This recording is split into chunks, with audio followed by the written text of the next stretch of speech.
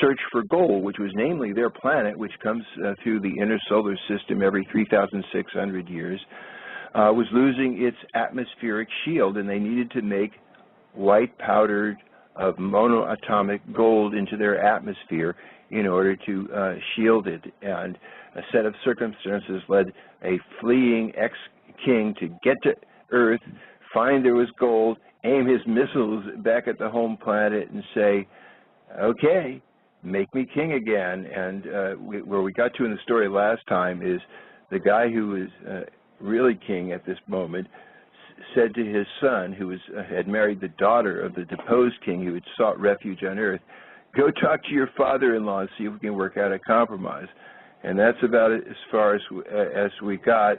But what we're going to get into today is how the council, first of all, verified that Alalu, that's the deposed king, really had gold, and what they decided to do about it, how they sent Enki, whose name in those days was different, but the guy that became Enki, they sent him down to Earth to see what he could do and also to see if the gold was there. And I'll turn it over to Janet for a bit. Yes, so we're going to be reading from the third tablet of the Lost Book of Enki by Zechariah Sitchin. And Alalu, who was the one who fled Nibiru, he wrestled with Anu for the kingship of Nibiru. His son is Ea or Ea. We're not sure how they pronounce it. Anu's son is Ea. And he married Alalu's daughter so that they would have a child which would eventually rule Nibiru. But there was a fight for the kingship between Alalu and Anu, and Alalu panicked and took a spaceship and fled through the Hammered Belt, which is our asteroid belt. Anu won the wrestling contest. Anu won, so Alalu got freaked out, and he came down through the Hammered Belt, down to the Earth, and now he's saying he's using a beamer, a speaker beamer. We're not sure what kind of device it is.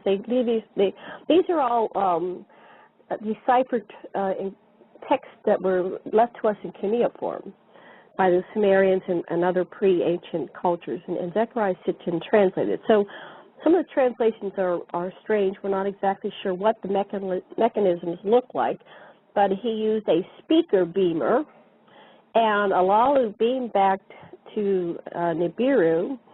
He says, the fate of Nibiru is in my hands. To my conditions you must give heed. So Alalu was issuing a kind of a threat. And when the words of Alalu reached Anu, the king, and the rest of the Nibirans, Anu was astounded. And everybody was astounded. The counselors were amazed. They were amazed. The sages, everybody was going, Alalu is not dead? They asked each other. And could he indeed be on another world and still be living? And they were saying this with disbelief, because they couldn't imagine anybody getting through the Hammered Belt, because they had sent previous expeditions through, and they had, I think, 50 to 500 people, I'm not sure the exact amount, killed trying to get to the Earth. And they thought he had been on Nibiru hiding, but here they're just discovering that he's possibly on another planet. So they were stunned. And let's see, let me hand this back to, okay, let me see what you want me to read. Into the speaker, the crystals inserted. So Alalu is proving to the people back on Nibiru, he's transmitting the information that there is gold here, and he's able to transmit data. We know that they have means of transmitting information. We'll go into it in a later show. So he sent it back, and he showed them what he found. Into the speaker, I'm reading now, the crystals, that's the crystals of gold, inserted all the findings to transmit. Now the proof has been delivered. Declare me king, bow to my command. With weapons of terror, a path through the bracelet he blasted. That's how he got there. Once in its circuit, Nibiru, that region passes, calamities, Alalu is amassing. So the sages are aghast. Basically, they're being threatened with weapons of terror. Why don't you read this? You really. Yes. So so Alalu is saying that once in its circuit, Nibiru, that region passes. Once Nibiru comes around, it gets close to the Earth, he's going to unleash calamities, which are weapons of terror. That's it. And so he's going to create havoc, because you have to realize he's down there, he's terrified, he's been deposed as king, and he doesn't know what's going to happen. Anu, not by ancestry alone was king, by fair wrestling the throne he had attained. So not only did Anu have genetic rights to the throne, he wrestled Alalu and won by his strength, by his wrestling prowess. In the assembly of the princes, a son of Anu stood up to speak. And this son was wise in all matters, along with the sages, renowned he was. Of the secrets of water, he was a master. Ea, he whose home is water, he was called. Of Anu, he was the firstborn. To Damkina, Alalu's daughter, he was espoused. My father by birth is Anu the king, he was saying. Alalu, by marriage, my father is. To bring the two clans into unison was my espousal's intention. So they married them together, Ea and Damkina, so there would be peace amongst the two tribes. Let me be the one in this conflict unity to bring. Let me, Anu's emissary to Alalu, be. Let me be the one Alalu's discoveries to uphold. So he's asking, let me go to Earth and let me, talk to my father-in-law. To let me in a chariot to Earth journey, a path through the bracelet with water, not fire, I shall fashion. So the previous journey through the hammered bracelet, the asteroid belt that is between Earth and Mars, was achieved by using nukes, nuclear, rockets, something. Missiles. They blasted through. So now EA is saying, I'd like to use water, not fire. And that's how he became known to be Aquarius, the water bearer. So on Earth, from the waters, let me the precious gold obtain. To Nibiru, back it will be sent. So he's going to go. He thinks he's going to strain it out of the water. Yeah. He'll be disappointed, but he thinks he's going to strain the water and get enough gold. Right. This time we don't know what's going to happen. He's pretty naive. He knows there's gold, and he's going to go and get it and send it back to save his planet. And he's saying, proposing, let Alalu be king on Earth. And he waited for the verdict of the sages. If Nibiru it will save, let there be a second wrestling, and who shall Nibiru rule, let it be determined. So we have... Give him let him wrestle again if there's gold. Right. So everybody listened to EA's words with wonder. He was full of wisdom. For conflict, they solution found. And they declared, let it be so, let it so be, Anu announced. Let EA journey, let the gold be tested. Alalu, a second time I shall then wrestle, and let the winner be known beyond Nibiru king. So he's going to sometime in the future go back and wrestle again. These people, they love to wrestle to work out their conflicts, but that would be certainly much better than going to war and killing hundreds and thousands of people, destroying lands and polluting everything with you can see Obama and Putin doing it. Yeah, wouldn't that be great? Let's just wrestle this out. And that was kind of funny. But I would love to see that happen in this planet. That we just wrestle. And that's kind of probably what they did with the Knights of Shining Armor. They had the two opposing knights, and that's got civilized. So the words of decision to Alalu were conveyed, and he pondered them, then agreed. Let Ea, my son, by marriage to earth come. Let gold from the waters be obtained. Let it for the salvation of Nibiru be tested. Let a second wrestling kingship by me or Anu settle. So be it, Anu in the assembly decreed. Enlil, however, rose in objection. The king's words he didn't like, so Enlil, that's the other son, rose an objection, but the king's word unalterable was. And there it is. His father gave the job to his rival, to Enki, and Enlil wanted that job of going to Earth, but now it's too late. The king has spoken. Right, so they're not going to alter it. So where are we going to? So now we come to this really interesting part where, well, this is the approach to Earth. This is Ea, the actual guy who's approaching Earth, who wrote this thing himself, and he's saying what it's like to come from the outside of the solar system and behold the Earth. And Janet will read some of this wonderful stuff. Well, I wanted to say that they didn't just go immediately. They had a full Shar pass, which is 3,600 years approximately passed before they decided to go. And they were going to take 50 heroes, 50 astronauts for the mission to be required to journey to Earth, the goal to obtain. So there's a lot of contemplation before this actually took place. So each person was taking eagle's helmets and a fish's suit. So what they're saying is, just like we send our astronauts into space with helmets and a garment that's airtight, they too had oxygen mask. Right. So at the place of the chariots, the multitudes gathered to bid farewell to the heroes and their leader. The last to embark was Ea, and he waved everybody farewell. And his father, before his father, Anu, he knelt down. And it was a formal ritual blessing that he received. My son, the firstborn, a far journey you have undertaken for us all to be endangered. Let your success, calamity from Nibiru banish, go, and in safety come back.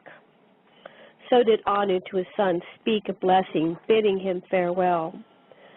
The mother of Ea, the one called Ninul, to her heart embraced him.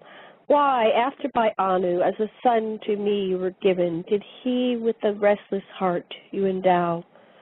Go and come back the hazardous route, traverse safely, to him she said. With tenderness, Ea kissed his spouse, Damkina. He without words embraced. Enlil, with his half-brother, with him he locked arms.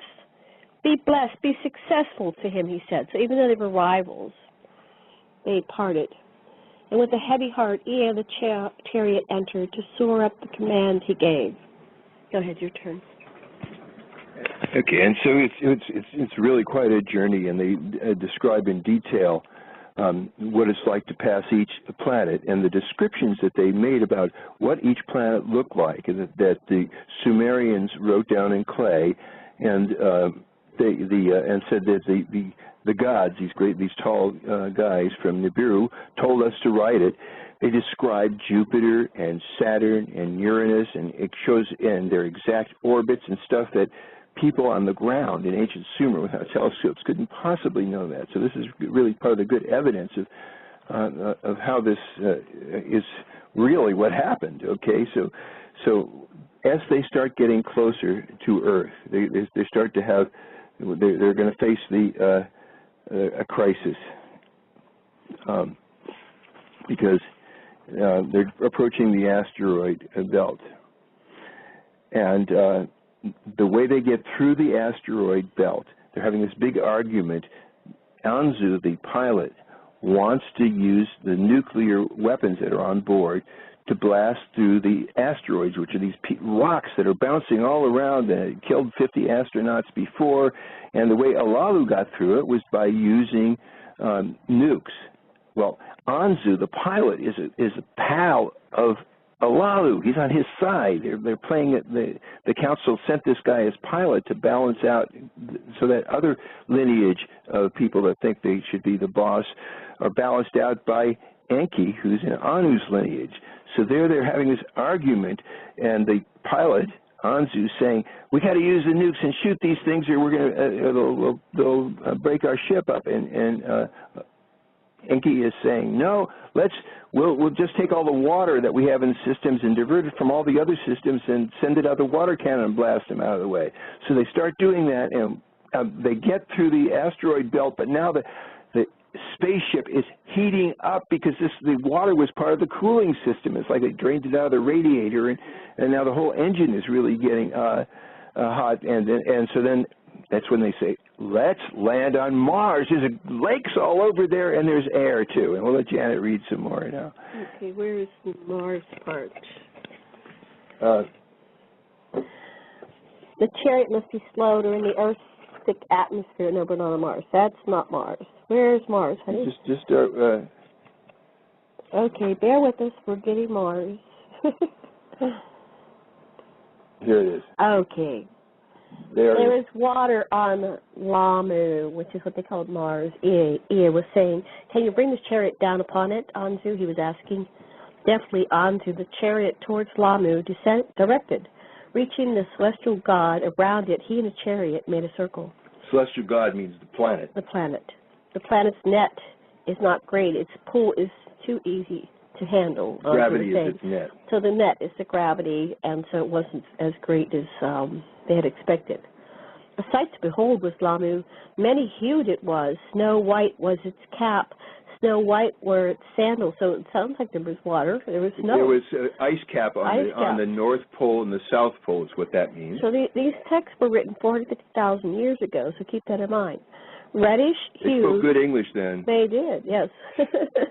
Reddish hued was its middle. In its midst, lakes and rivers were a glitter. So there was water on Mars. And that's way, this is in the Sumerian said us, look, there was water on Mars way when our scientists didn't even know that until a few decades ago, you know? So Anzu slowed the chariot down, and he set it down by a lakeside very gently, and Ea and Anzu, their eagle's helmets on. So they put on their helmets so they didn't know what the oxygen was like, what the air was like, and and the ground was firm, and then they stepped down, and they put something called that, which water sucks.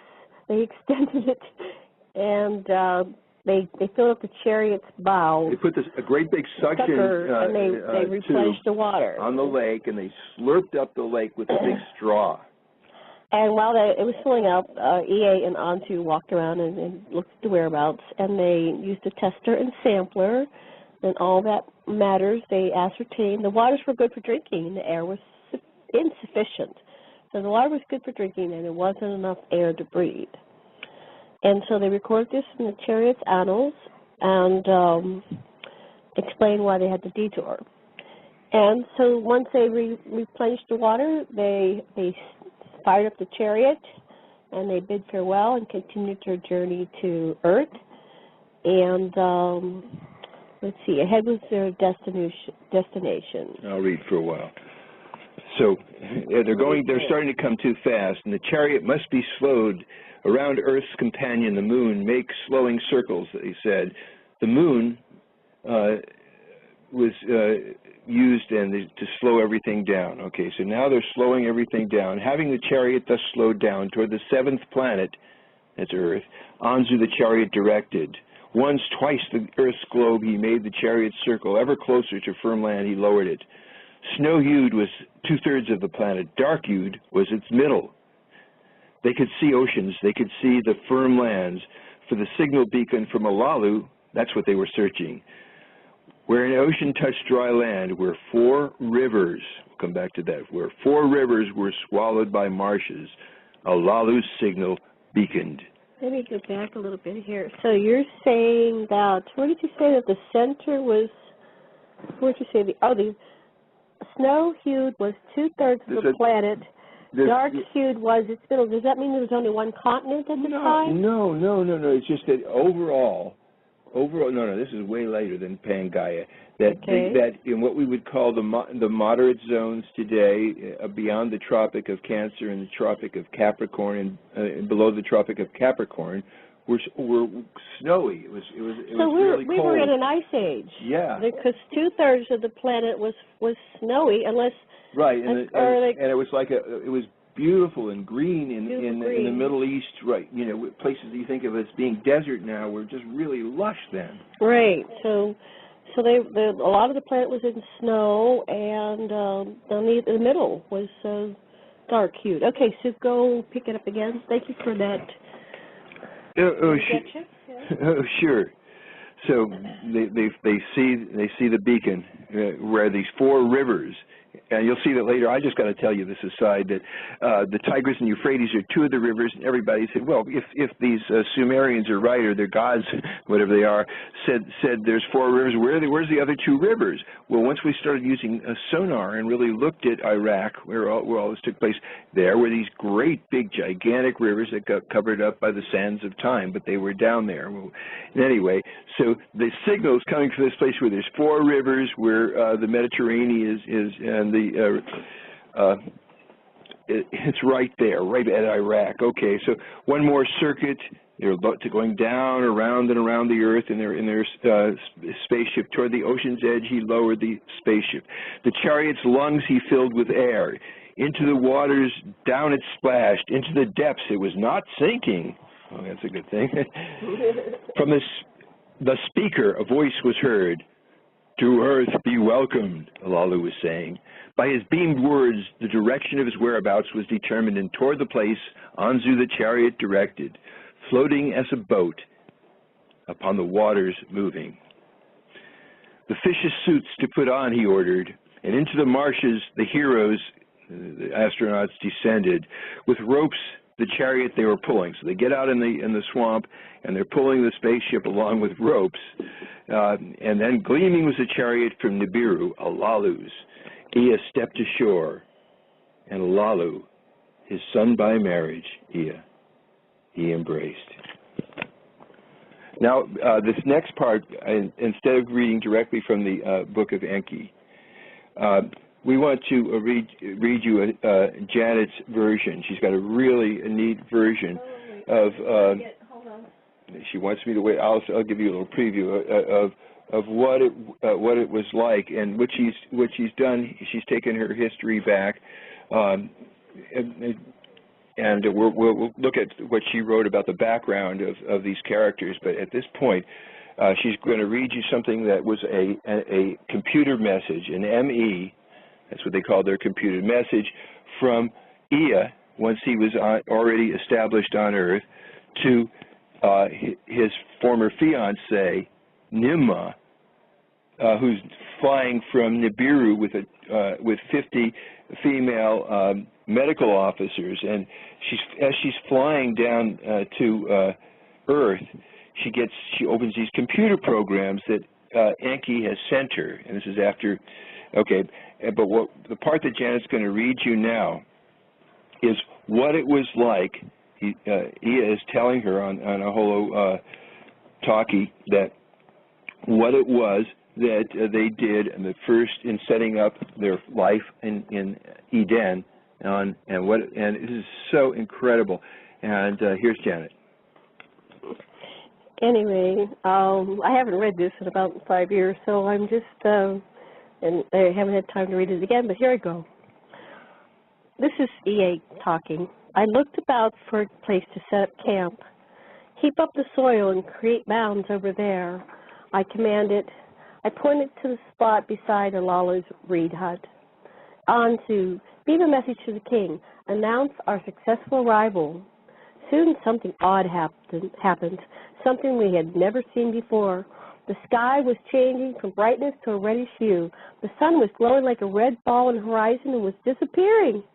The heroes became fearful, afraid that some great calamity was about to befall us. We looked over to Alalu, and he was laughing. He quickly calmed us. It's just a setting of the sun, he announced.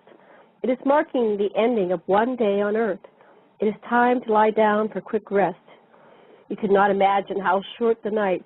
There is little more you can do till morning, when the sun will make another appearance. Before we expected, the darkness came, separating the earth from the heavens. Lightning pierced the darkness. Rain followed thunder. Winds blew the waters. These were storms of an alien god. Agitated, we hunkered down in the chariot. We were unable to rest. Our hearts quickened when the sun's rays returned. Smiling and slapping each other's back, we were most joyful. An evening, then morning, marked our first day on Earth. With the break of a new day, we decided to separate sweet waters for drinking water from marsh waters. I made Engler the master of sweet waters. He and Alalu went to the snake pond, and behold, evil serpents were swarming.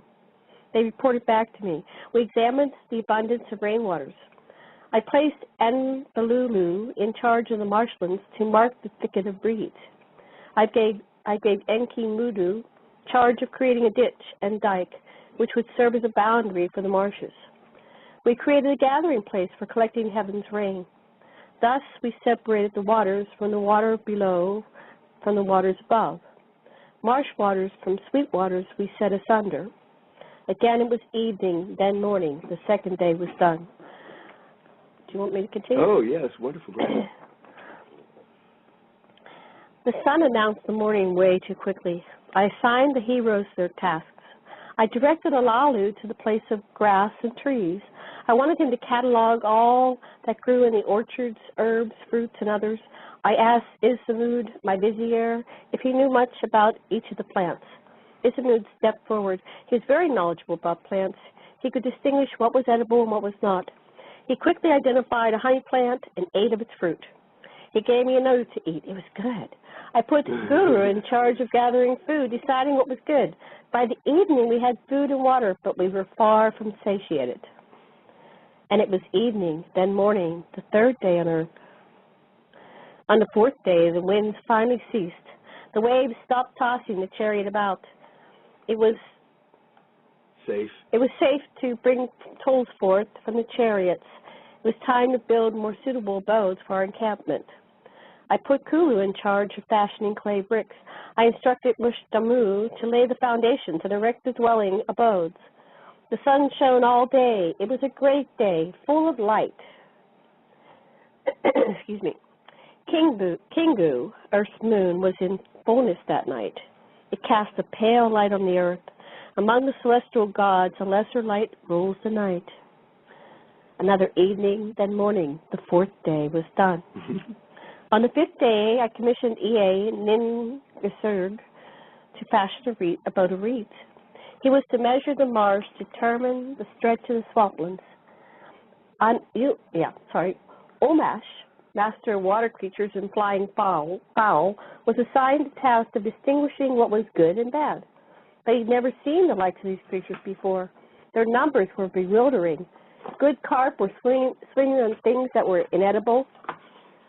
I directed Enbelulu, the marshland master, to fashion a barrier with cane brakes and green reeds so we could separate the fish from fish. We trapped the carp with nets and fashioned snares. No bird could escape, for the birds were good for food. Thus we separated fish and fowl, determined what was good for eating and what was not. And it was evening, then morning, day on earth. We focused on the creatures of the land on the sixth day. I assigned Enursog the task of cataloging everything that creeps and walks.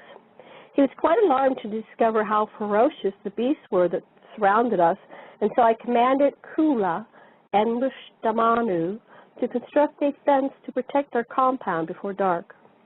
All the heroes were put to task. They made and laid bricks on foundations and used trees for fencing and reed for roofs. Ansu brought the beam that kills and the speaker from the chariot and set them up on the compound. By evening, the encampment was complete.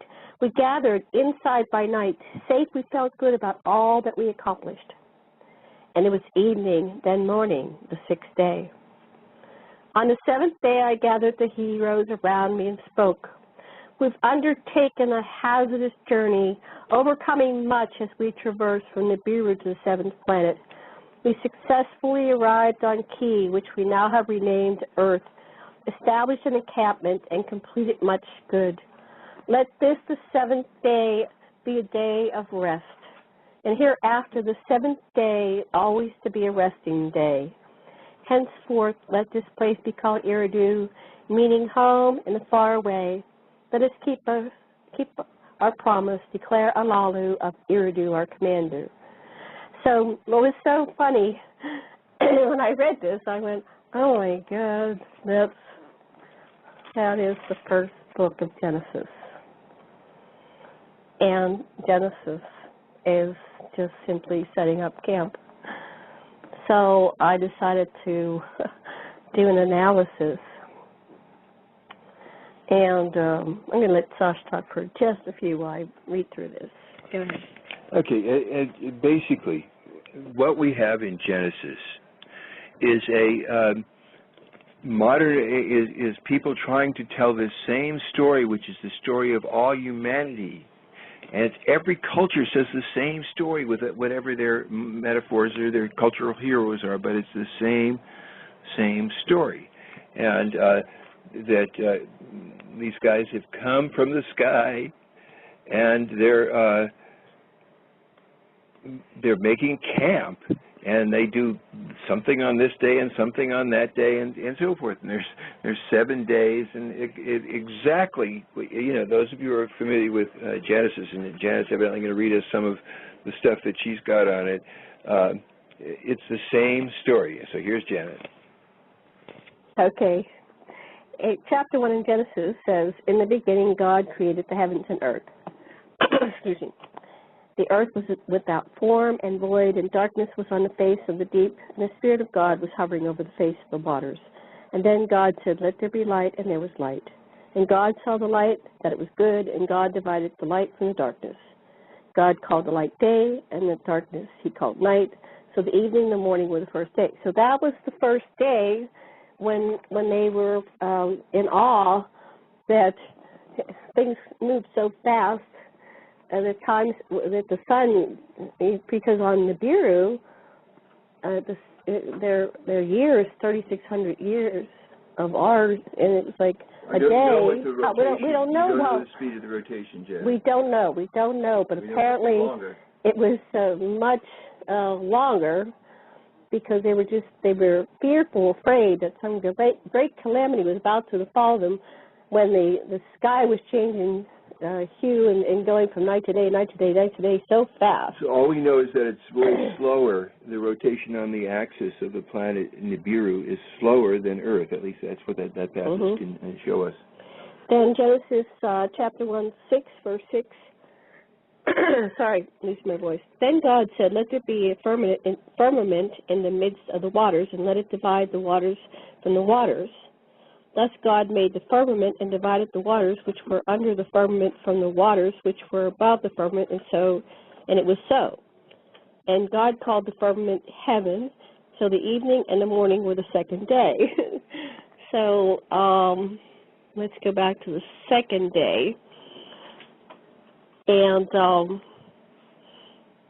it says here, with the break of the new day, we decided to separate sweet waters for drinking and sweet waters from marsh waters. So that was, let there be a firmament in the midst of the waters, and let it divide the waters from the waters. So they're dividing the waters. It was very funny when I read this. I went, wow. So, and then on the, let's see. And then they separated the wet lands from the dry land.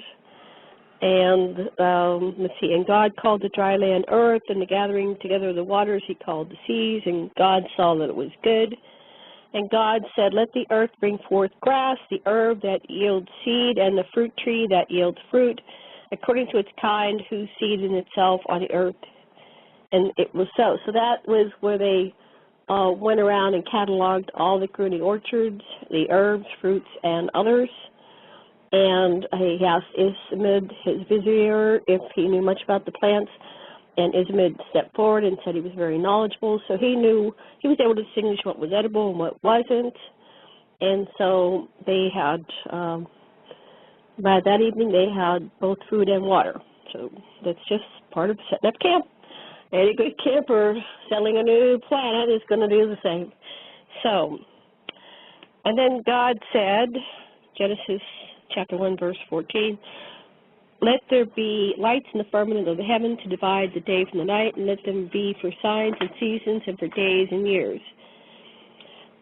So, oh yeah, this is another part that is cataloged in here, and I don't quite have it right in this part, but it is further in this same chapter. So you get the idea. So basically, you know, you can go and correlate the third tablet of Enki Speaks with Genesis, and I did that, and I was just giggling the whole time, especially when it came to, and on the seventh day, everybody got to rest, you know. So that's our Sunday, and so anyway, that was funny. Go ahead.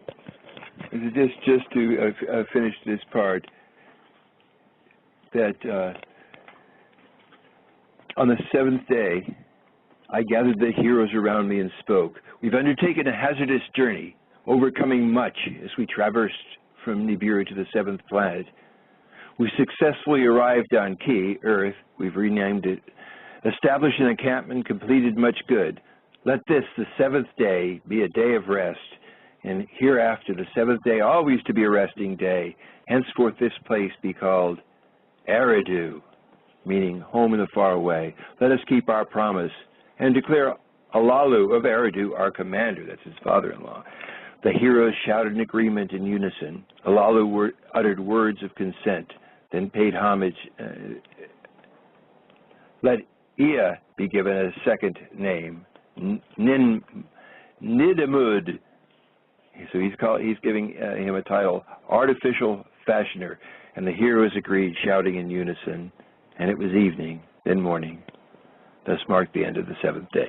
So that's where we've gotten in the story so far. And what we're going to get to next is really, I'm going to first sort of summarize it in ordinary English, and then Janet is going to relate it by selective readings from the Lost Book of Enki.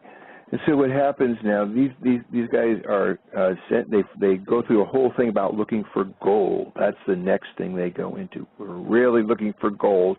And they take all these samples, and Enki actually tells how he sorts the minerals out of the water and how he sends them back and analyzes them and so forth.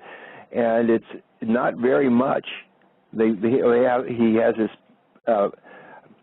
his pilot fly some back, but first something very, very important happens. Enki and his personal pilot, a guy named Abgal, go to Alalu's rocket ship that's got the nukes in it, and they steal the nukes and they hide them in a cave. So that only Abgal and Enki know where the nukes are hidden. Okay? And Anzu, the pilot, who's on Alalu's side, doesn't know that they've been taken. So once Anzu finds out, he gets really enraged. Where'd you put the nukes? You can't do that. Those belong to Alalu, and we got to take them back. And Enki says, Anzu, you're fired. You don't work for us anymore. You just stay here. I'm going to put Abgal, my personal pilot, as our interplanetary pilot. And so Enki sends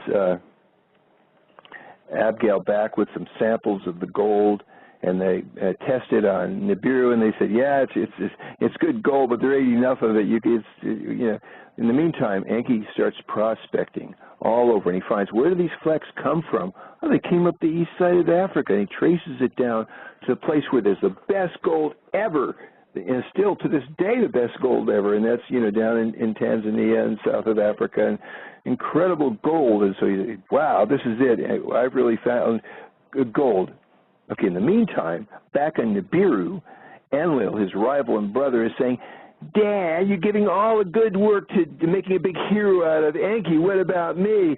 Now, this isn't fair, and I'm supposed to be the heir. And now, Enki is going to displace you with his kid Marduk, and you got to do so. And so finally, Anu just absolutely cannot stand this nagging anymore. He said, "Okay, you're in command. Go to Earth. Get out of my hair." And so Enlil comes down there and takes command. And then these brothers are quarreling with each other, and meanwhile, back in Nibiru, Nimma, who had been Enki's fiancée, but she had a kid with Enlil, and as a result, and that's Ninurta, that's the name of their kid. But as a result, Anu said she couldn't marry anybody, and so she misses both her lover and her former fiance, and they're on Earth, and so she gets her dad, Anu, the king, to let her take be head of the nursing expedition, the doctor expedition, and so she's going down to Earth, and on the way they stop at Mars, and Janet will relate what has happened on Earth that when she gets to Mars, she will see Anzu there, and so Janet's got her story that she wrote. Here you go. Well, I don't have that part printed out, so let's go back to the Lost Book of Enki. Sorry, I didn't know that we were going to read from that. So, anyway, we're now going into the fourth tablet on the Lost Book of Enki by Zecharia Sitchin. And I'm kind of lost on where you want me to go from. So they spent a lot of time trying to get all this gold together. They weren't successful. This was happening over many, many, many shars, many thousands of years. So they're trying to figure out how to save their home world. Hold on one second, I get something to drink. They're trying to get the gold back to Nibiru, the home planet. They're not getting much from the water, and so they start looking at, when do they start looking at South Africa? Well, there's a certain point, there's a certain point when they start looking at South Africa, because I'm not sure how they decided that was somewhere that they wanted to look for gold. But they end up going over there. That were in the Persian Gulf. Okay. Where these flecks of gold Where are these flecks of gold going? Yeah. So, and then at one point, now what happened? Did Ani come back down? Yes, and there was the battle. But that's after.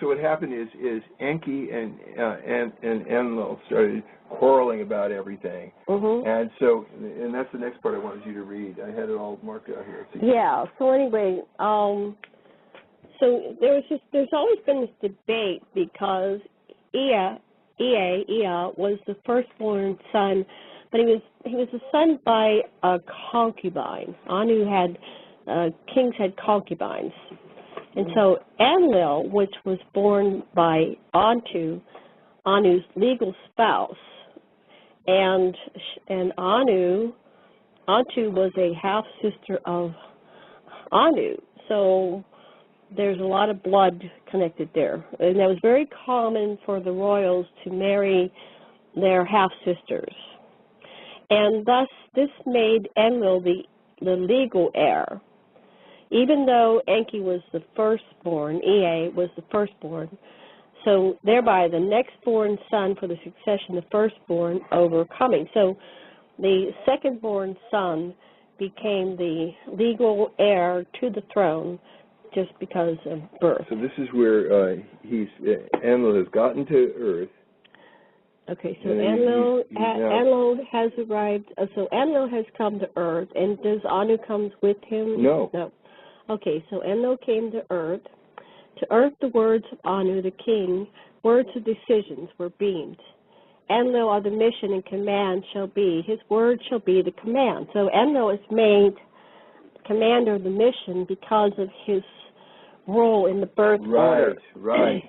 Even though Enki, we're going to start calling him Enki eventually here. I'm not sure when he got his name Enki, but Enki was smarter in many ways. He was a scientist, he was brilliant, he was smarter, and he was, it seems, better loved. So this became the rivalry which we have, which has followed us down into modern times through the Bible as the battle between Satan and God. So this is how it starts. It's just two brothers. It's nothing more, listeners, than sibling rivalry. And another factor that was in their rivalry was they both loved their half-sister, Ninmah, and she was a hot commodity because the heirs, the children that would be produced out of the union with Ninmah, would have a greater chance of becoming subsequent rulers after either. So this is confusing. These people don't die; they live so long. So maybe there's just some kind of succession or whatever. I don't quite understand that 100%. Maybe you do better, but. That seems like they retired when the counselors advised them to do. They have the option of retiring. So when Enlil arrived on Earth and he warmly locked arms with his half-brother, I guess they do a greeting that's more like an arm locking rather than a handshake. That might be where the modern handshake came from. It's not so easy to lock arms, but you can extend a hand. And so his brother meets brother. Ea and Enlil did welcome. And everybody welcomed each other, and they were shouting, they were excited. And in the Abzu, the soil they tested, gold there was indeed, with much soil and rock it was mixed. Thus Enlil was saying, a great plan he described, a wide mission he was proposing, more heroes to bring over, more settlements to establish, the gold from earth's innards to obtain, the gold from admixture to separate, by skyships and chariots to be carried, from the landing places tasks to perform. Who of the settlements in charge will be? Who of the Abzu shall take command? Let Anu come to earth. Let him the decisions provide. Thus did Enlil say. Now, this is the account of how Anu came to earth. Lots with Ea and Enlil were drawn, and Ea was given the title Enki, and also Alalu for the second time with Anu wrestled. So here's the story. Well, where's it go? Let's go back in the story. Not so much skipping. Okay.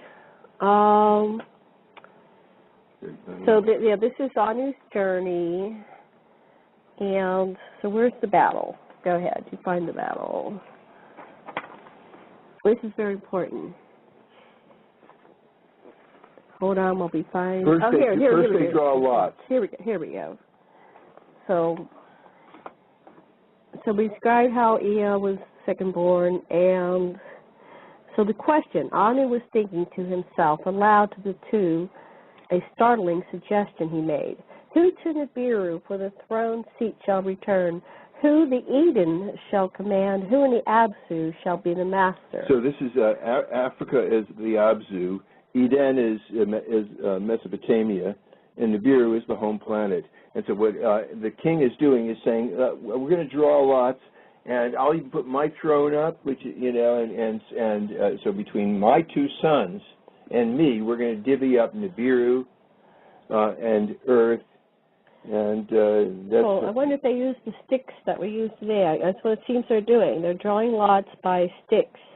Let us three, I with you, by lots determine, and silent were the brothers, the audacious words by surprise them overtook. Let us draw lots, Anu said, by the hand of fate, let there be a decision.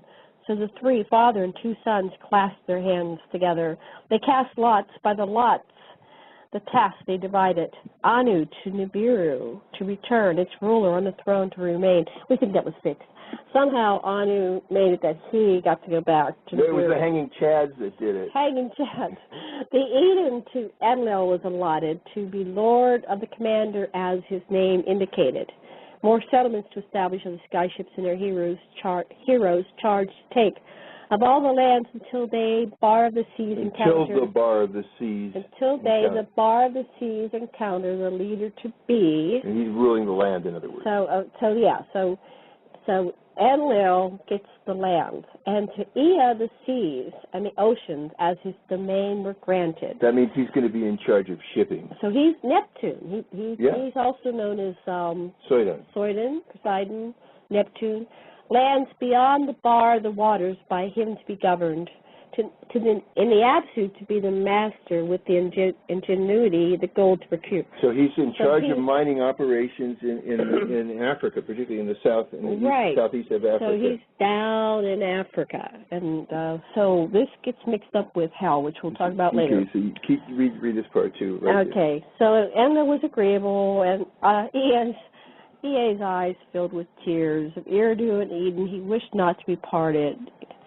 Let Ea forever Eridu at his home retain, Anu was saying. So Anu knew that Ea was the bigger man and the more mature, and that even though it hurt him, it hurt his pride, it hurt to leave what they had already established.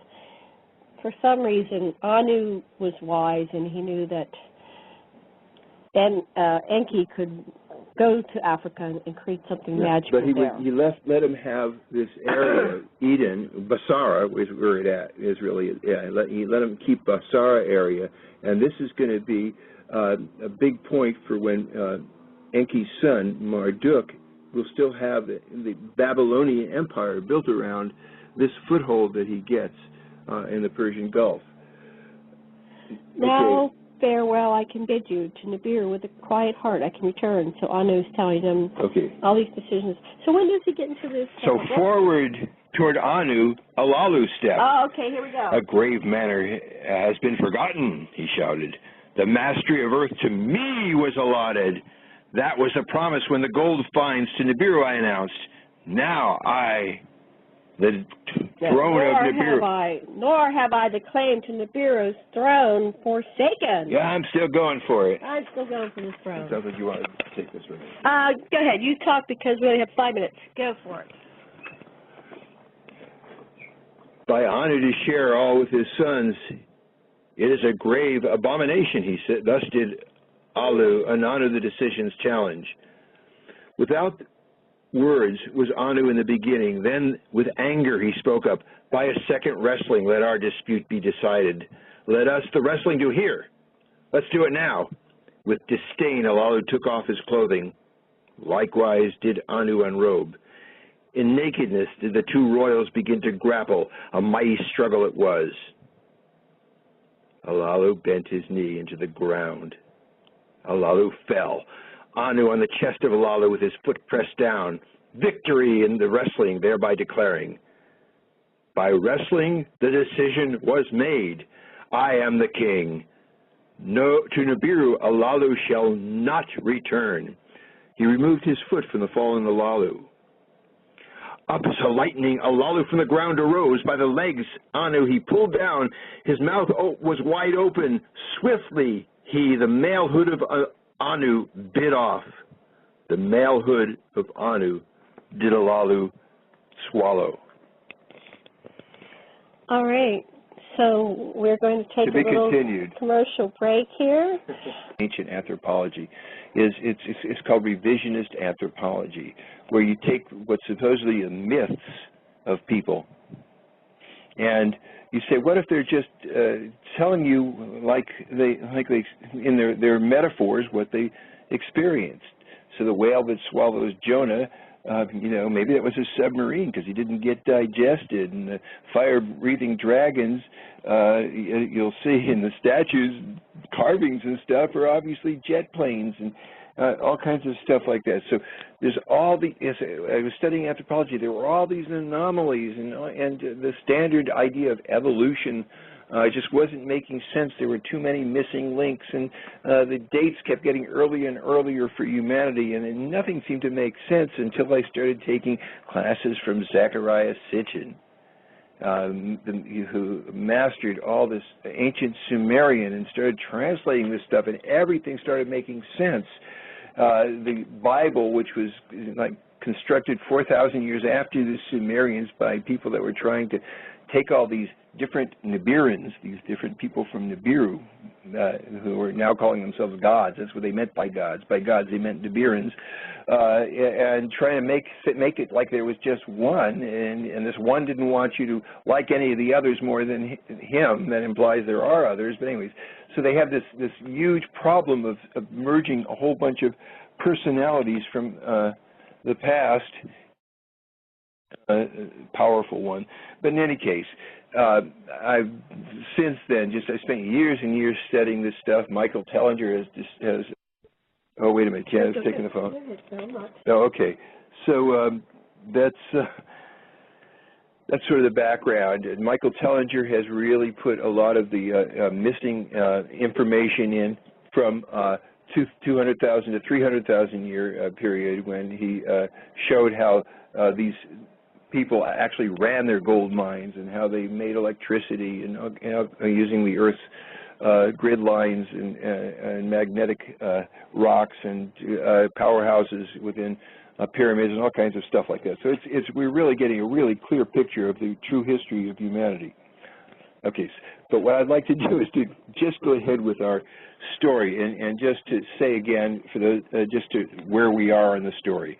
Nibiru is another planet that comes through the inner solar system every 3,600 years, and the people from Nibiru sent first a runaway king, got kicked out of office, came to Earth, and he said, "There's gold here, and I can save your planet because you need this gold to powder in into your white monoatomic gold into your atmosphere to save it. And if you don't restore my kingdom to me, I'm going to blast you." And the king who had replaced Alalu said, "Well, look, if I have to, I'll wrestle you to see who can be king of Nibiru." And so they wrestle, and Anu wins again. This is the second time he wins. But boy, was Alalu a sore loser. No sooner had Anu declared victory when Alalu jumped up and bit his penis off. Okay?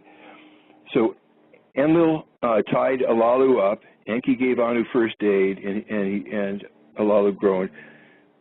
Put Alalu on Mars. He'll die slowly on Mars. He'll die from having bit my seed.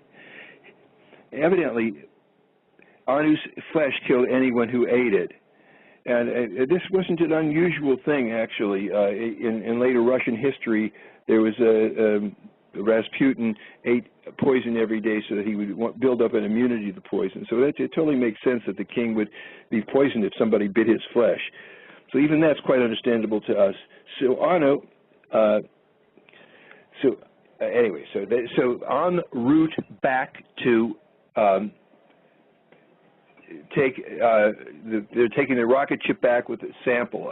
Abgal is now going to drive the rocket ship because Anzu was fired, and so he's taking it back, and he's saying, "Drop Alalu off on Mars, let him die there." And Anzu said, who just got fired, saying, "Look, I love Alalu, put me there with him. I'll take care of him. If I have to die with him, I will."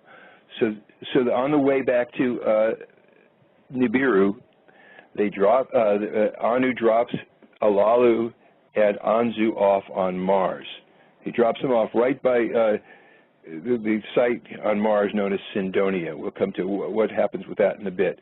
So Anu goes back to Earth. They test this gold out. They think this is really good stuff, but there's not enough of it, and you've got to get way more quantity for this to happen. And in the meantime, Enki has found all this great gold in South Africa, and it's been confirmed now. It's on Anu's rocket ship, and this is the real thing. And they realize they can transship it if they need to from Mars, and so he sends his daughter, his beloved daughter Nimma, who both Enki and Enlil are crazy to mate with, as head of this contingent of female doctors. There's 50 of them, to Earth, and they stop en route at Mars. And there Nimma finds Alalu has indeed died, and Anzu is unconscious. But she revives Anzu, and following her father, Anu's orders, she says, "Anzu, you're going to be in charge of Mars base. We're going to establish a base here, and I'm going to give you the king says to give you these 20 guys that will help you set things all up, because this is going to be our transshipment base. And we're probably going to get some base on Callisto and one of the moons of Saturn, too. But right now, we're going to build an astronaut corps, and it's going to operate from this base, and you're in charge of it, Anzu. You've got a job now. Now do it, and so we will now go on with the story from Janet's way of saying it. All right. So let me get to what I want to say. So this is the account of the return of Anu to Nibiru. So he buried Lanu, and let's see, where are we at here? I'm sorry, I'm a little bit confused. Bear with us. Hold on. Anyway, so what I would like you to do, Janet, critical, I would like you to read the really wonderful thing where you put yourself into Nima's perspective that builds up to her being allowed to convey the nurses. That's just what it's so good, honey. Okay, dear, let me find it because I'm unprepared. I don't have an idea what you really want me to say. Would you like it from my screen? Here, I've got it up here. You want to come look at it here? Here, come to my screen. Here's a good place. Okay. Hold on. First, okay, here it is. There we go. Bear with us. Start with that. I'm Nima. Janet has. I got to say, Janet has immersed herself in this material, so she knows every single thing about Nima and how she's played with all the other people. So when she empathizes with Nima, well, this is in the beginning. This is actually not the point where we're at in the story, but this is before she came to the earth. In the beginning. I'm Nima. I'm coming through this woman, Janet, who is also the modern incarnation of me. Well, sort of, not really. We cohabitate, share this shell, but currently, as she's configured, she can only contain a wee portion of me. So we do our best. We wish to keep this one alive, functioning well, in good health, until she can be transformed. She's only using a minuscule amount of her DNA programming in mind, the whole ball of wax. This is proving more difficult than I thought. Her thoughts are jumbled, full of programming, defenses, strange languaging and metaphors, limits, almost hardwired. Breathe, relax, try again. Hopefully this process will get smoother. Okay, once more. My story. I was sent to Earth, as you call this planet, many hundreds of thousands of years ago as part of a grand mission to save our planet Nibiru. I remember when Father summoned me to his chambers. Wow, this is hard. Words. How to use words to explain. Okay, keep it simple. Oh, Father, how I loved him. Yet I rarely see Father, as he is the great Anu, ruler of all of Nibiru, the king. I was his firstborn daughter, first of a long line of children Father created with many concubines. I had greater rank than many of my siblings because of my birth order. My mother was one of Father's concubines, not his first wife, but her younger sister. Her eldest sister was Father's first wife, Antu, the queen, the legal wife. Her children had the highest rank. So while I had ranking, I was not as important as the others, especially male children. Especially my two brothers, Enlil and Ea, who were the most important of all. I need a chair, honey. Ea was the firstborn male. Enlil was the firstborn of the legal queen, Antu, Anu's wife. The problem, who had higher ranking? Therein lies a great source of consternation that was to haunt all of us for years. And I was the firstborn female, and I lay smack dab in the middle. Why? In our culture, the eldest daughter of the king marries the heir to the throne, which is firstborn son of the king.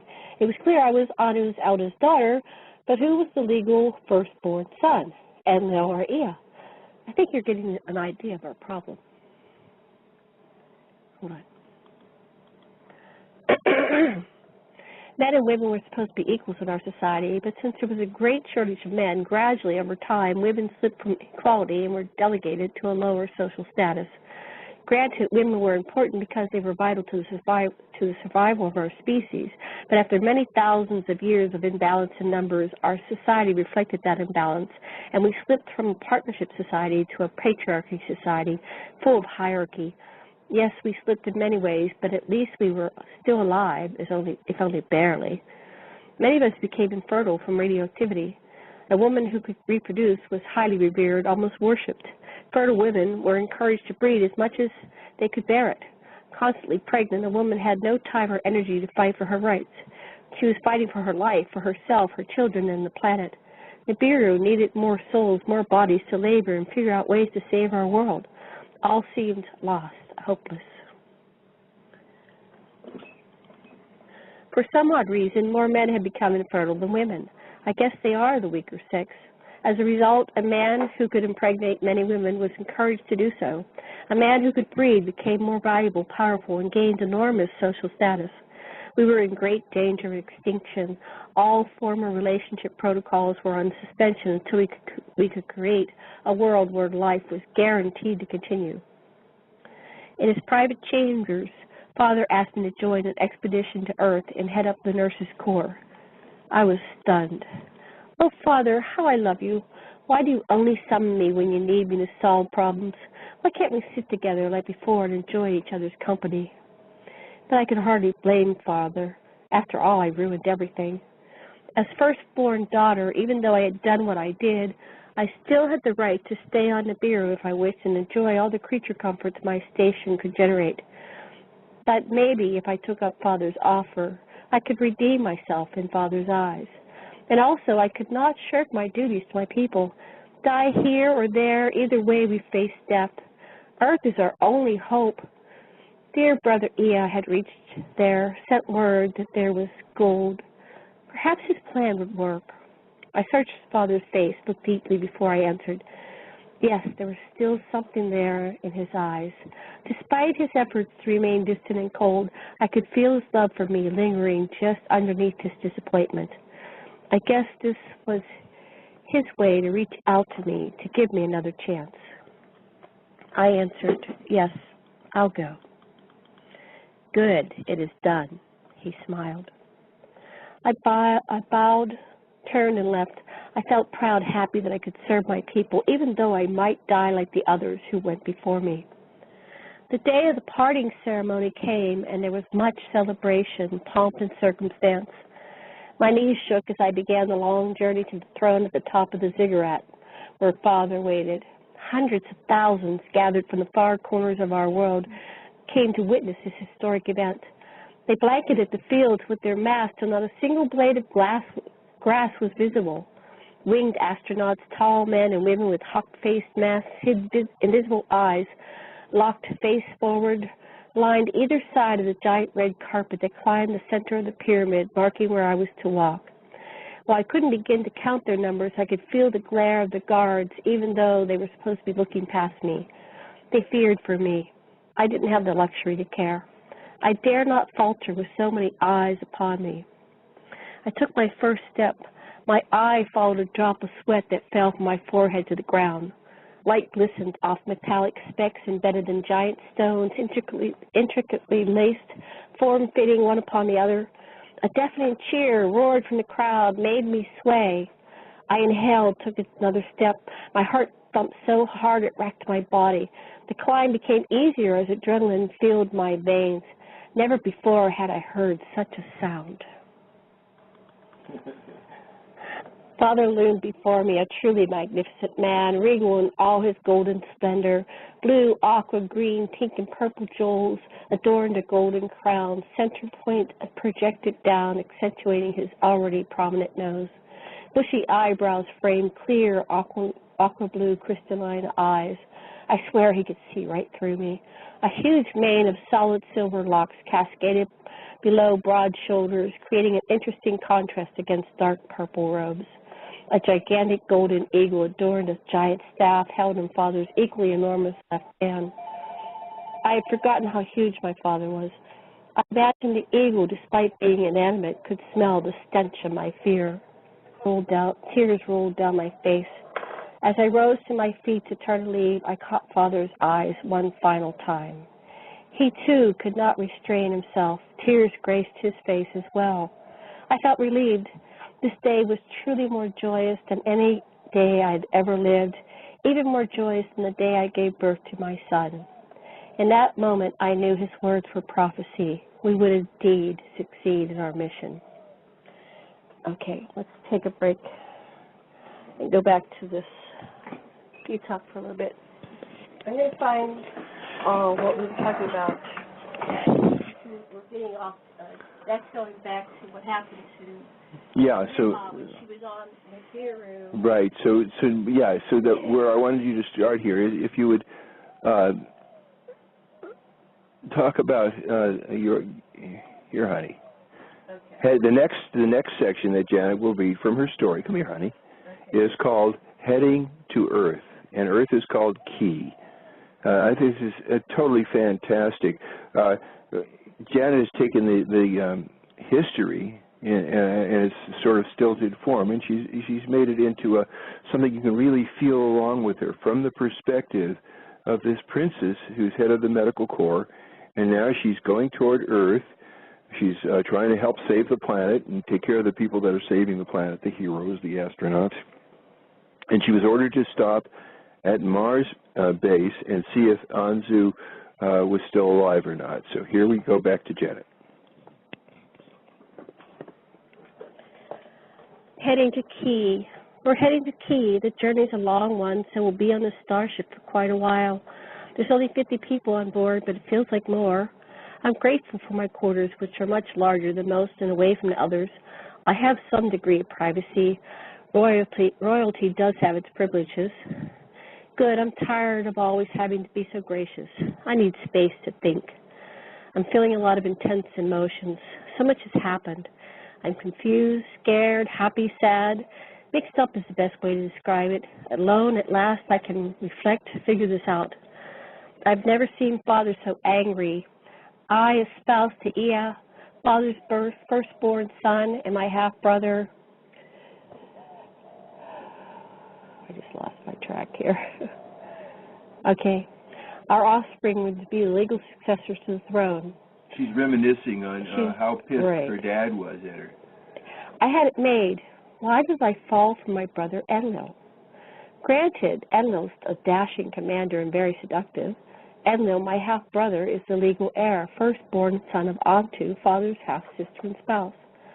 Anu granted his firstborn son, Ea, son of a concubine, right of succession through sons born of me, Nimla, Anu's eldest daughter.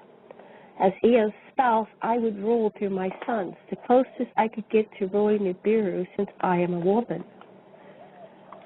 But no more. Hold on one second. Not only did I make love with Enlil, but I bore him a son who we've jointly named Ninurta. Father, severely angered, forbade me never to wed. Forbade you to wed? No, to never wed. He forbade you to never wed? Okay. Forbade me, I could never wed. I could never wed, yeah. It's a double negative. Never wed. I wasn't allowed to wed.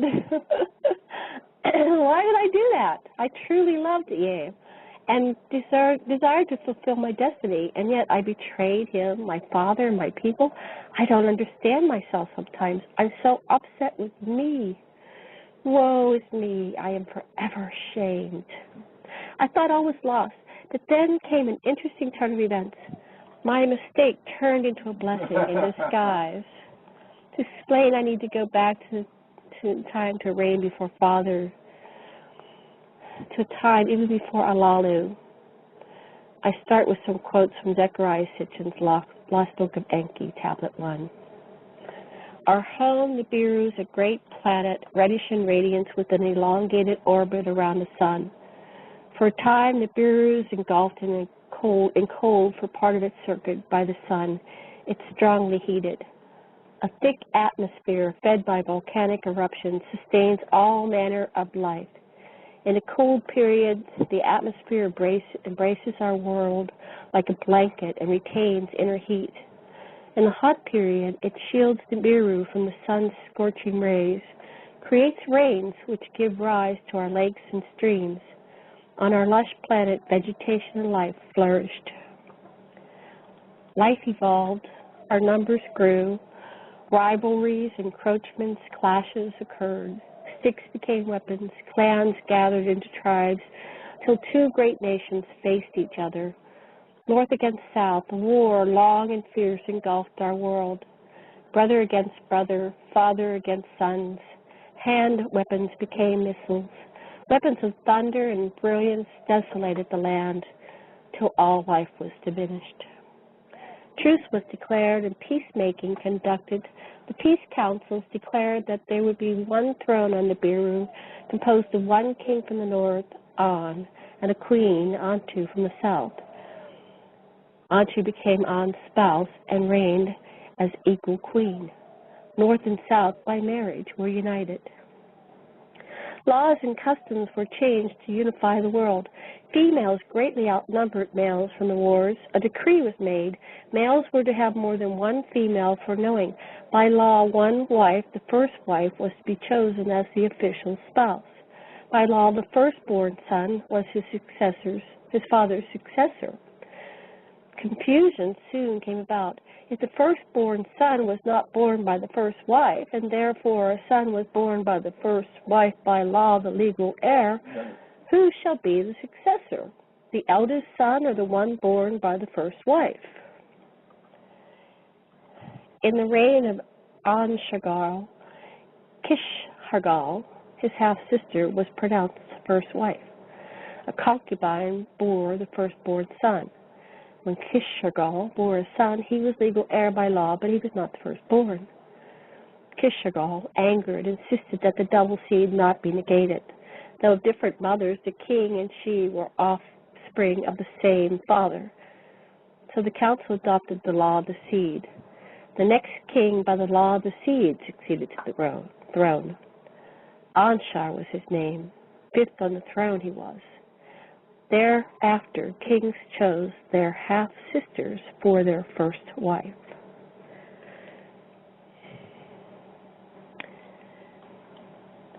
In the reign of Anshar, fields diminished their yields. Fruits and grains lost abundance. From circuit to circuit, the heat grew stronger when near the sun. When in a faraway abode, the cold was more biting. Learned savants, those of knowing, were summoned to the court. They found a breaching was occurring in the atmosphere. Volcanoes, creators of the atmosphere, were becoming dormant. The atmosphere grew thinner, the protective shield greatly diminished. During the reign of Anshar and Ishar, field pestilences emerged. No toil or deed could overcome them. The sixth dynasty began when their son Anshar ascended to the throne. To discover remedies for Nibiru's afflictions, he studied Nibiru's heavenly circuit. As the orbit of our planet took us through the inner solar system, he launched chariots to study celestial bodies for solutions. From circuit to circuit, Nibiru's atmosphere suffered more breaching. In the Council of the Learned, cures were debated. Ways to bandage the planet's wounds were urgently considered. In attempts to restore the planet's shield, all that was launched fell back to the ground.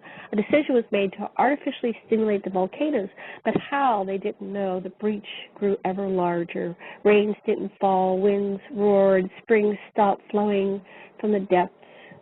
The breasts of mothers dried. Ninshar, first wife and half-sister, did not bear a son. Uru, the concubine's son, ascended to the throne. The fields forgot their abundance. The people's fertility diminished. In the palace, fertility was totally absent. A child placed at the palace gateway was adopted. Lama, meaning dryness, was his given name. In the end, he ascended to the throne. The eighth to reign was the first not of An's seed. The Council of the Learned made two suggestions to heal the breaches.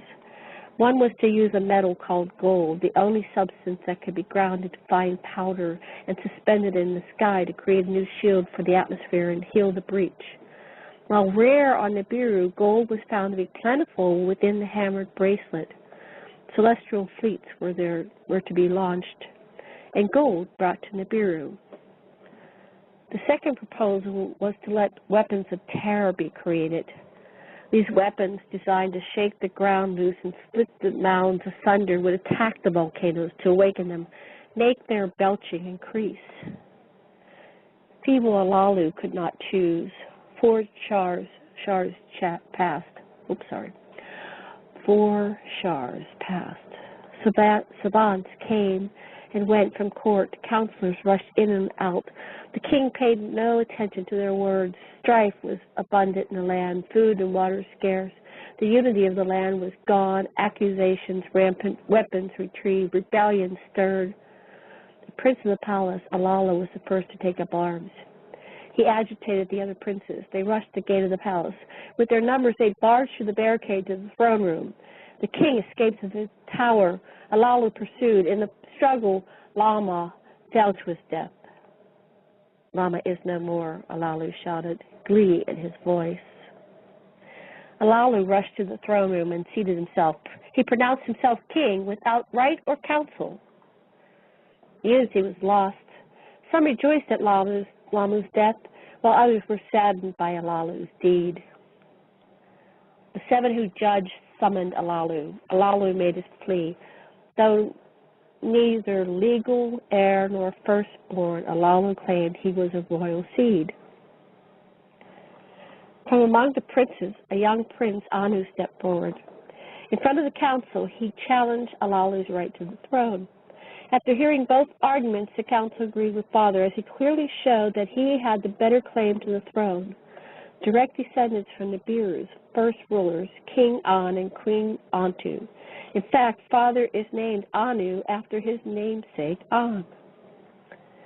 Alalu, very uncomfortable with the prospect of losing his throne, extended his arm to Prince Anu and said, "Though by different offspring we are both descended of one ancestor, let us live in peace and together return Nibiru to abundance." Alalu proposed that he remain king and Anu be his successor. As a compromise, Anu's son, my beloved Ea, and Alalu's daughter, Damkina, would wed. Their sons, not mine, would have the right of succession. Father, always the peacemaker, agreed to be Alalu's cupbearer, his successor in waiting. This union, while ensuring peace, guaranteed that I could never wed my dear brother. Thus Alalu on the throne remained seated. Once again, sages, savants, and commanders were consulted. Celestial boats were constructed to seek gold in the hammered bracelet. In the hammered bracelet, the boats were crushed. None returned. Next, weapons of terror launched from skyborne chariots, bomb volcanoes in an attempt to activate them. Mountains swayed, valleys shuddered. With great brilliance, thunder roared. The people rejoiced. They expected great abundance. In the palace, Anu remained Alalu's cupbearer. For 9 shars, our planet's revolutions around Solaris, Anu bowed at Alalu's feet, set the drinking cup in his hand. All that time, Alalu treated Father like a servant. Still no relief. Every shar, every time our planet neared the sun, the heat grew harder and harder to bear. When Nibiru came round to the outermost skirts of our solar system, the furthest point in our orbit, the cold grew harder and harder to suffer. Solutions to heal the planet were still not found. Crops failed, rains withheld, winds extreme, spring never came. Children were not being born. The people ceased to revere their king. Alalu failed to bring relief, while he remained comfortably seated on the throne. His subjects grew more and more miserable. For 9 counts, Alalu remained king. In the 9th shar, Anu could bear no more. He challenged Alalu. Naked, they fought in hand-to-hand combat. As per the customs of our people, the winners declared king, so that all could witness they grappled in the public square. Alalu bent his knee then onto the ground, fell on his chest. Anu, victorious, alone remained standing. Anu was escorted to the palace, Alalu defeated. Fearful of dying like Lamu before him, he snuck away through the crowds. Unbeknownst to us, Alalu crept to the palace where the celestial chariots were stored. He launched a missile-throwing craft and crawled into its hatch. Switching on the guiding launch lights, a bluish aura filled the chamber. Firestones stirred their musical hum enthralling. Rockets soared, roared, reddish brilliance eradicated all its shadows. Alalu, free from Nibiru's gravity, set course towards snow-hued Key, a forbidden region where no one has gone before, a secret place from the beginning of time. Okay, now we're going to pause. Yeah, we're going to pause. We're going to skip ahead a little bit because we've already.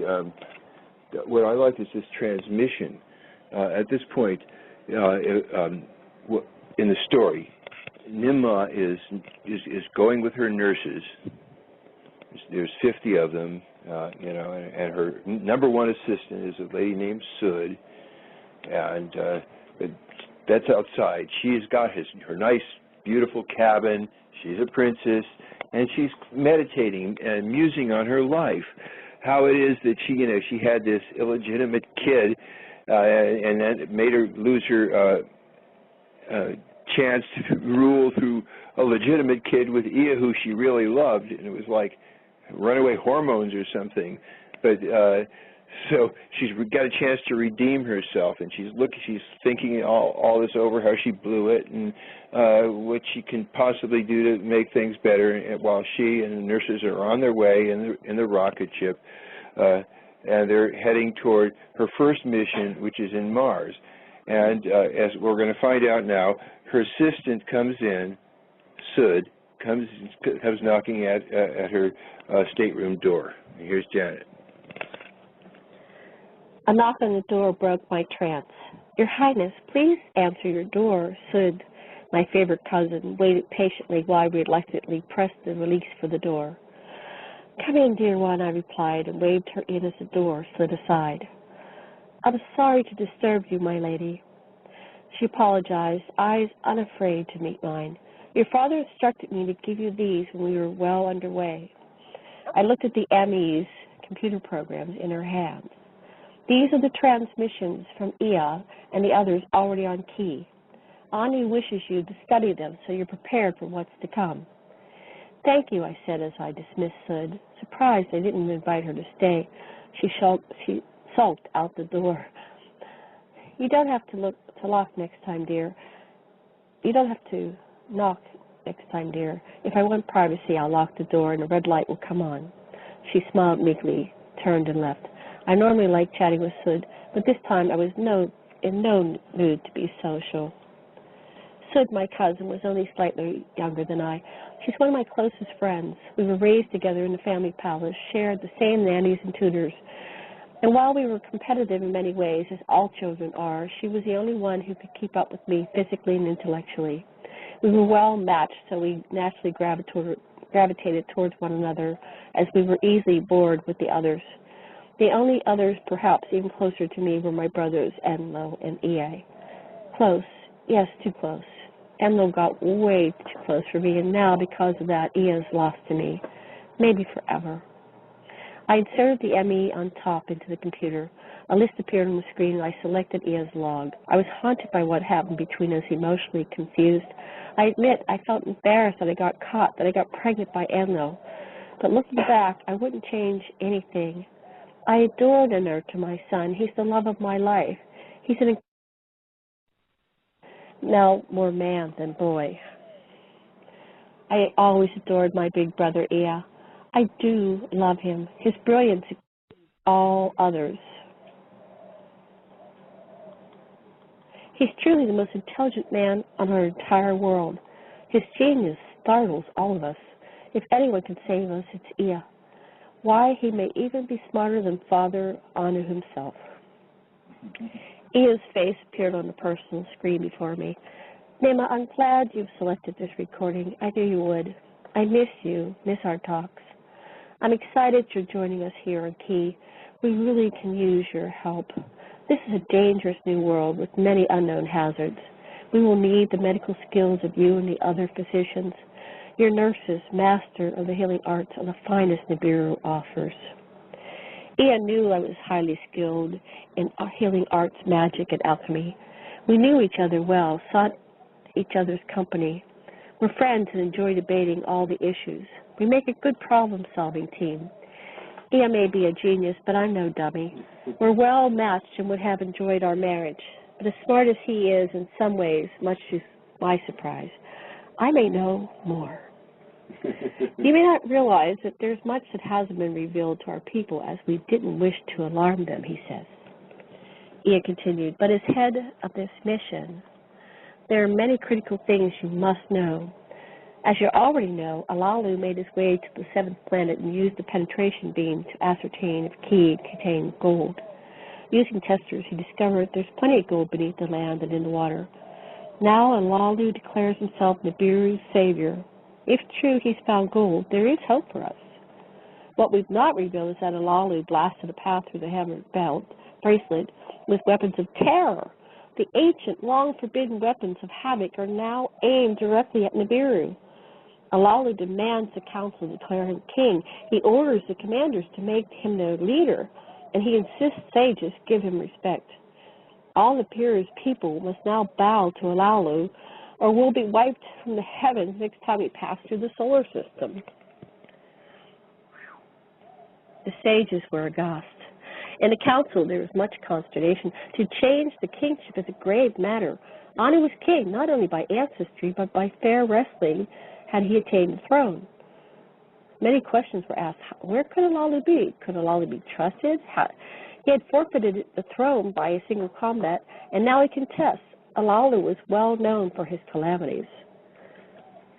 The eldest sage, Alalu's master, spoke up. Perhaps Alalu hearkened to the teachings of the beginning in the celestial battle and traveled beyond the hammered bracelet. Perhaps he did find Tiamat and her gold. So Enlil spoke. How will we get proof Alalu's found gold? Is there sufficient gold to protect our atmosphere? How can it be brought through the treacherous hammered bracelet? The asteroid belt. The asteroid belt. A message was relayed to Alalu. He decided to give his secrets and transmitted his findings by inserting the crystals from the tester into the speaker. Alalu sternly demanded, now that I've delivered my proof to you, declare me king. Bow to my commands. In the assembly of the princes I stood to speak. By birth my father is Anu the king. By marriage my father is Alalu. I was espoused to bring the two clans into unison. Let me be the one to end this conflict. I'll journey through the bracelet with water, not fire. I'll test the gold and send it back to Nibiru. Let Alalu be king on Key and wait the verdict of the sages. And if it's necessary to save Nibiru, let there be a second wrestling to determine Nibiru's role. Yeah, that's what Enki says. And that's what Enki says. Yeah. And, so what Nima is doing now is she's reading Enki's words. Yeah, so Enki's communicating to her as she's in space traveling towards the Earth. The counselor, sages, and commanders weighed my words, finding wisdom in them, and agreed that my suggestion was the wisest course. And Anu agreed, let it be so. Let my son Ea journey to Key, test the gold, and report to us. And I agree a second time to wrestle, and let the winner be Nibiru's king. The decision was conveyed to Alalu, and he agreed that I, his son by marriage, come to Key. And the gold obtained by the waters would be returned to Nibiru for testing, and a second wrestling would determine kingship. So be it, Anu declared as he closed the council meeting. And Enlil rose to object, but all were leaving, and they left, and Anu's words remained unaltered. At the place of chariots, I called the other commanders and sages, and a full circuit of Nibiru passed as we contemplated the dangers of our mission. There was much to consider. How would we extract the gold and get it home? If we used water to blast through the hammered bracelet, where could it be replenished? Where on the chariot would the water be stored? The largest celestial chariot was selected and fitted for the mission. Calculations and preparations complete. 50 heroes were hand-selected. The day came to depart. Multitudes gathered to bid us farewell. And bearing eagles' helmets and fishers' suits, we kissed our loved ones goodbye and entered the chariot one by one. I waved my hand to bid farewell. I knelt before Father, and he blessed me. My son, a far and dangerous journey you undertake for us. Let you be successful and banish calamity from our world. Go in safety. Come back. Ninel, dear mother, pressed me next. Tears in her eyes, she implored, why do you, my precious son, given to me by Anu, have such a restless heart? Go, traverse your hazardous roads, and come back to us safely. I drew her near to me, gently hugged her goodbye. Next wordless, dear Tamkina stood before me. With great tenderness, I kissed my sweet spouse. Speechless, I embraced her. I've come to love her. Next, Enlil, arms locked with mine, declared, be blessed, be successful. What a send-off. Heart heavy, I entered the chariot. Let us soar, I commanded to Anzu, my commander. Dear sister, my beloved, my friend, if you're indeed listening to this journal, know that while my marriage to Damkina was one of convenience arranged to unite our people, I love my spouse as much as if I had selected her myself. In many ways, she's very fragile. Look out for her. I know your heart is as great as mine. You'll grow to love her as I have. There are no victims here. My heart breaks. I love Enki. I love Enlil as well. I tend to blame him. Yes, I must be fair with Enlil. I returned his flirtations and responded to his kisses. I hungered for his touch and dreamed that what it'd be like to join with him. Once together, my body responded, became moist, and fluids flowed. Love, long repressed, overwhelmed us. The seed he planted inside me felt delicious to carry. My pregnancy was easy, delivery painless. The nurture is a wonderful son, my greatest gift. All respond to his love. He's brilliant. His presence, pure joy. His smile, infectious. 'Twas all too perfect in many ways, in too many ways. No, that soul called to us, wanted to come to our loins. The creator of all designed this destiny. We only need wait to see what unfolds. Time will reveal the role this future king plays in shaping worlds. Okay. We have 13 minutes left. Go ahead, you explain some more. Where are you? Okay, so what's happening now is she's going to Mars. Now, this is a really important thing, because when Nimma goes to Mars and she sees that Anzu she revives Anzu, but Alalu has died.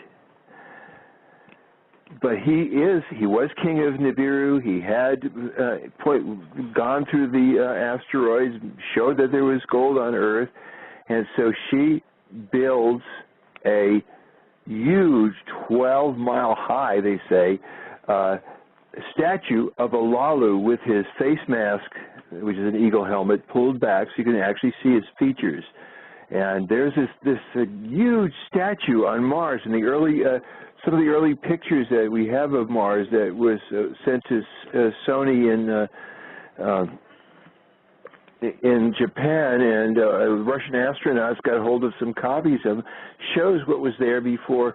There was either white off on the pictures that NASA, which means never a straight answer, they wanted to hide the fact that there was a statue of this guy on Mars. So they at first put white off on the photos, but we actually were able to see, Bob Dean has showed many of us the actual photos of the statue on Mars, on a place called Cydonia, and since then it's probably been blasted and so forth. But this is a big important thing about there was, and she left Anzu in charge now. He said, establish a base here. Now, there's several things that become really obvious. One, they can move gigantic stones and make gigantic structures, and they did it because they'd mastered ways of tapping the energy in a planet, and they ways of using gold, monoatomic white powder of gold to lift heavy stones. And so we have not just a statue of Alalu, but through the years, through the centuries, they're going to build a whole complex. It looks like headquarters of Houston, ground control. There was this huge presence of these astronauts and their mining complex on Mars. But right now, the first thing she does, she supervises the building of this the statue of Alalu, the dead king who died there from having the poison of having bitten off Anu, his successor's penis, and of course he got it sewed on and fixed and everything. We'll see that later on when he connects with his great granddaughter. But that's getting ahead of us. Right now, we're going to. I think that's about all we can do. What do you think, Joyce? Well, would you like to read some more? We've got 13 minutes. Oh yeah, let's see what the next. Read the Okay, here we go. Here's Janet. Oh, then we got to wrap it up, and here we go. I wiped my face, surprised to find tears. I reached for the transmitter and shut it off. Dear brother, I do love you so, I sighed as I waved my hand to dim the lights. I sat there for a moment, then bathed at lights darkened completely. I'm exhausted, must find a way to sleep. I must have dozed off as I woke with a snort, my bodily reflex to my soul returning from an astral journey I couldn't recall. Frustrated, I sat up, forced myself to move closer to the console. Computer, continue, I commanded. The screen obeyed. Lit up but remained blank. Ia's transmission had been verbal only. I substituted images from my mind, memories of Ia's face, his smile, his laugh from good times we shared, but they proved unsatisfactory. I struggled to bring my vision into focus, but seemed unable to do so. Ia and I had a special relationship. Raised together, brother and sister, we loved to play with words, tease one another, and play practical jokes. The sexual tension of knowing that we were bonded, soon-to-be mates, added to our delight. We didn't dream of consummating our relationship before the proper ceremonies. We were enjoying our lifetime of foreplay. We knew waiting would make it all the better when our wedding day arrived. Then it all fell apart. I did it with Enlil. Why? Ia's voice continued, beckoned me to return to this now. I've created a detailed report of what we went through to get here to Ia. Sister, I've already given this information to Nungul, the pilot of your chariot. Hear this. Nungul's very competent, but as a leader, you must know what I'm about to reveal so you can be prepared. There are many hazards that you must face on this journey.